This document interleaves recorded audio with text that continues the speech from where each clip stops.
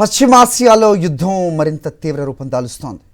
ఇరాన్కు Trump హెచ్చరికలు జారీ చేస్తుండగా తగ్గేదేలే అంటుంది ఇరాన్. అయితే యుద్ధం త్వరలోనే ముగుస్తుందని అమెరికా అధ్యక్షుడు ట్రంప్ అంటున్నారు. 48 గంటల డెడ్లైన్ను 82 గంటలకు పొడిగించినట్టుగా తెలిపారు. రేపు ఉదయం 8 గంటల లోపు డీల్ చేసుకోవాలని ఇరాన్కు అల్టిమేటం జారీ చేశారు. ఒకవేళ ఒప్పందం చేసుకోకపోతే మొత్తం ఇరాన్నే నాశనం చేస్తారని హెచ్చరించారు. దేశంలో పవర్ ప్లాంట్లు, బ్రిడ్జిలంటూ ఏవీ మిగలవని ట్రంప్ వార్నింగ్ ఇచ్చారు. మంగళవారం రాత్రిలోగా హర్మూజ్ తెరవకపోతే ఇరాన్ను నాశనం చేస్తామన్న ట్రంప్ హెచ్చరికలపై supreme leader Mojtaba advisory Ali Akbar ధీటుగా స్పందించారు.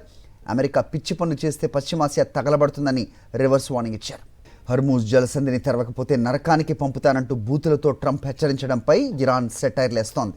ఓ టీనేజర్లా అధ్యక్షుడు బూతులు తిట్టే తీరు చూస్తుంటే అమెరికా ఊహించిన దానికంటే ముందే రాతియుగానికి చేరుకున్నట్టు కనిపిస్తోందని థాయిలాండ్లోని ఇరాన్ ఎంబసీ ఎద్దేవా చేసింది.